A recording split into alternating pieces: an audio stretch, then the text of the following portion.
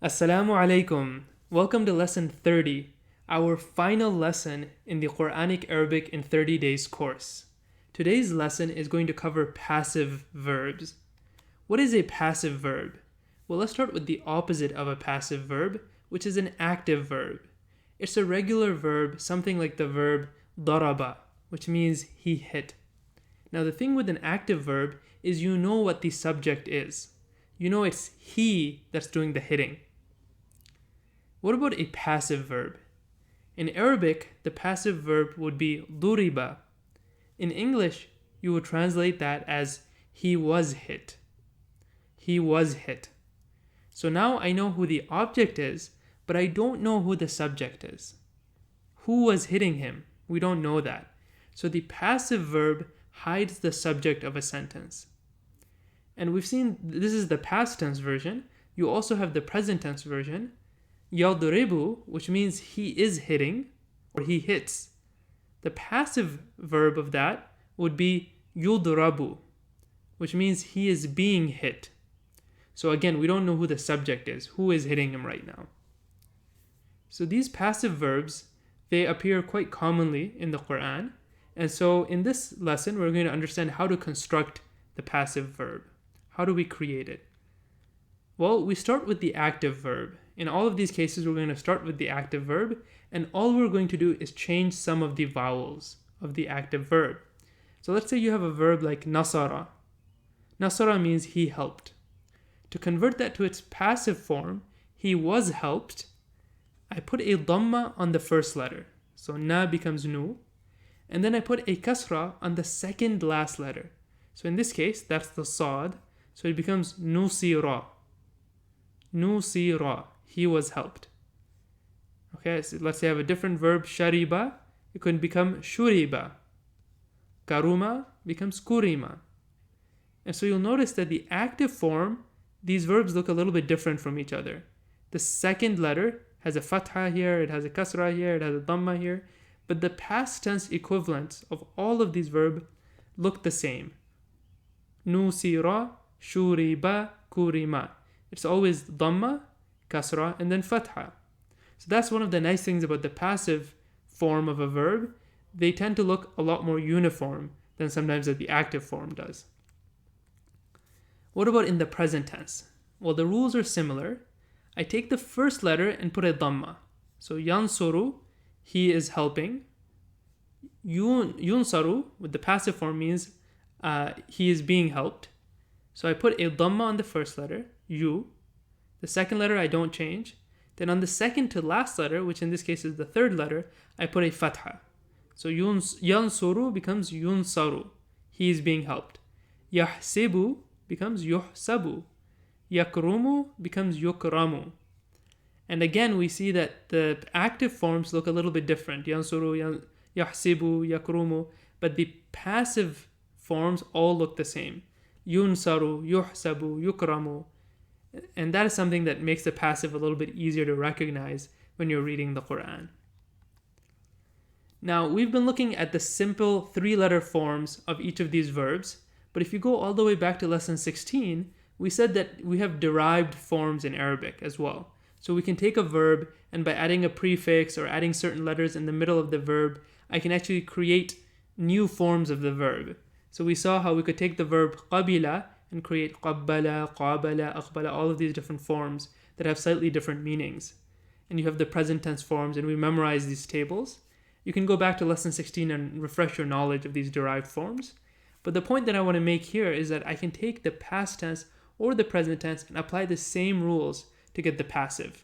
So qabbala becomes qubbila because I changed the first letter to have a dhamma, and I changed the second to last letter to have a kasra. So qubbila. Okay. Similarly, I can do the present tense and apply the same rules to get yuqabbalu. And so I can create the passive forms of each of these forms. Now, you should know that sometimes you have to do a little bit of tweaking. So for example, qabala, when I try to apply the rules to qabala, I get a dhamma. Then you can't have a alif right after a dhamma. So it changes to qubila instead of quabila. That wouldn't really make much sense. But for the most part, the rules get applied pretty directly. The same rules that we've studied could apply to all of these different verb forms. So if you know one of the forms, you automatically know how to create the passive past tense and the passive present tense. Okay, so I should also include, for the sake of completion, some irregular verbs. And we're not going to go through all of the charts and tables for irregular verbs, but I think a few examples will suffice. So let's say I give you this verb here, qila. So it is actually the passive past tense of what verb? What verb do you think this is? It's qala. Qala in the past tense means he said. Qila, it was said. It was said. This is the present tense version. Yuqalu. So yaqulu changes to yuqalu. It is being said. So let's pick another one. Let's do nudiya is, what is this? This is the past passive form of the verb nada, which means to call out. So it was called out. And then you have yunada, which is the present passive voice. So these are some common verbs. You can, again, take a look at some of the patterns. The patterns here is when you see, especially if you see the first, in present tense, if you see the first letter having, for example, it being a ya and you have a dhamma, that's a pretty strong sign that this is a passive verb. And it's in the present tense. And similarly, you have some signs of the past tense as well. As you see more examples, it becomes easier and easier to pick up the passive voice. So these are some irregular verbs, so it's okay if they look a little bit different. But the important thing is you go back and you look at how to create the passive voice and of the present and past tense. And you can apply this to some examples as well. So let's say I give you a new verb like kataba, he wrote. What's the passive version of that? You should be able to say, oh, that's kutiba, which would literally be translated as he was being written. Of course, that doesn't make sense. What it means here is it was being written. Like let's say the book was being written. Okay, and the last thing I'll mention real quickly is future tense. So we saw past tense, we saw present tense. It's very easy to go into the future tense, and it's the same exact rules as before when we talked about the active verbs. You just take the present tense verb and you either add sawfa or the prefix sa. So we'll just see one example of that from the Quran. Satud'auna. Satud'auna. So it turns out tud'auna is passive of what? Tad'una. So tad'una, you call or you invite. Tud'auna, you were invited. Or sorry, you are being invited. Satud'auna, you will be invited. You will be invited. Okay. So this is an example of a future tense passive verb. So just like regular verbs, active verbs can be conjugated depending on who the doer of that verb is. Similarly, passive verbs are conjugated based on who the action is being applied to. So, for example, kutiba means it was being written when referring to a masculine object. So, for example, the book was being written. Kutiba kitabun. A book was being written. A book was written.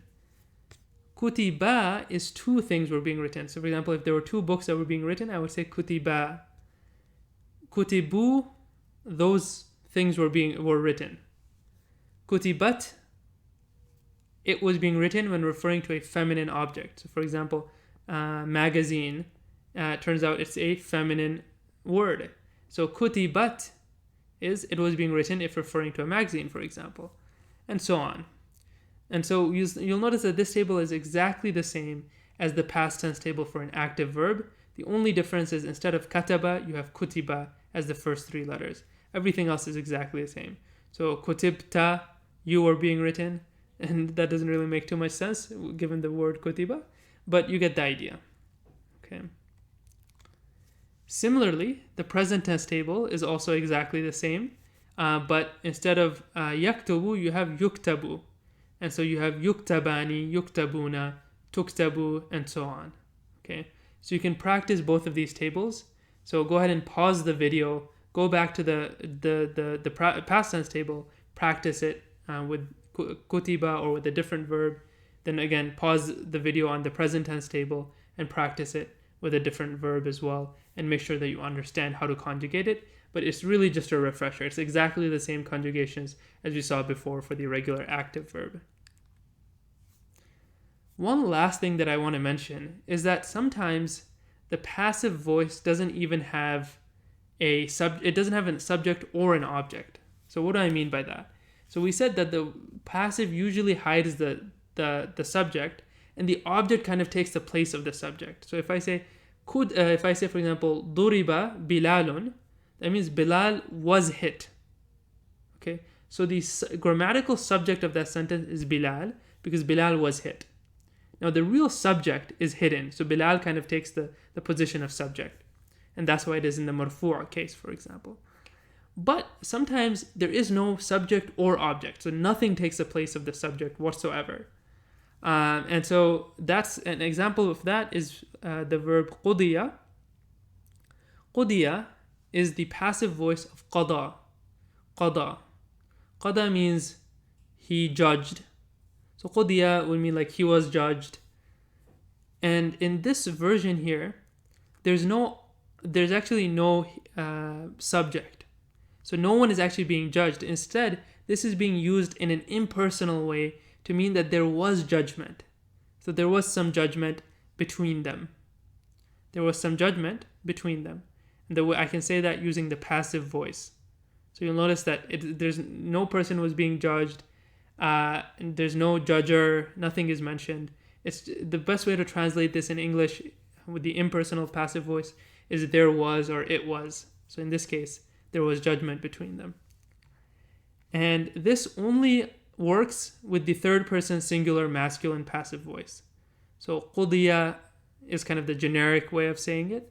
So that's the way that you would use if there is no subject or object, the default way. Alright, and inshallah we'll end with some exercises as always. So let's start with the first one here. أخذوا من مكان قريب. So the verb أخذ means he took. What does أخذوا mean? أخذوا means they were taken. Because أخذوا by itself means he was taken. أخذوا, they were taken from a nearby place. أخذوا من مكان قريب. They were taken from a nearby place. لقد وعدنا. So لقد is just a word of emphasis. So certainly, وعدنا. So وعد means he promised. وعد means he was promised. وعدنا, we were promised. So certainly we were promised something. Next word here. قولوا آمنا بالذي أنزل إلينا. They said, so this is not passive. آمنا, we believed, not passive. بالذي, in that which. أنزل, so this is passive here. Notice the dhamma in the first letter, the kasra on the second to last letter. This is a very telltale sign of a past tense passive. They said, we believed in that which was revealed ilayna, to us. Final example. لا تظلمون ولا تظلمون. لا تظلمون ولا تظلمون. So تظلمون here means what? Well, the active verb is تظلمون. Actually يفعلون. So no, تظلمون is the active verb. تظلمون is active. It means you are not being oppressed. Okay? تظلمون. So if we go through and we say, okay, the verb يظلم, he oppresses.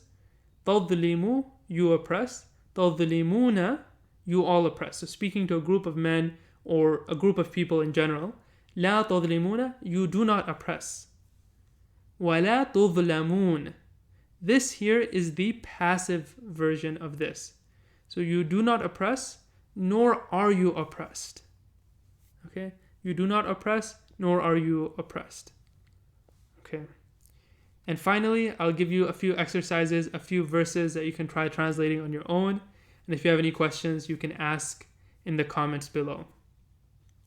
Alright, Jazakallahu khair. Thank you for joining me on this journey to cover the foundations of Arabic grammar. It's been really quite fulfilling for me to make these lessons and to share them with you all and to get your feedback in the form of comments or messages. So please do share these lessons with somebody else who you think might be interested in learning Arabic or who might be able to benefit. Jazakallah khair. Assalamu alaikum wa rahmatullahi wa barakatuh. Actually, I do want to mention one other thing, which is that I'm planning on releasing 10 advanced lessons. If you are interested in that, please put a comment below or reach out to me using any of the links below, and I'd be happy to share those lessons with you. Jazakallah khair. Assalamu alaikum wa rahmatullahi wa barakatuh.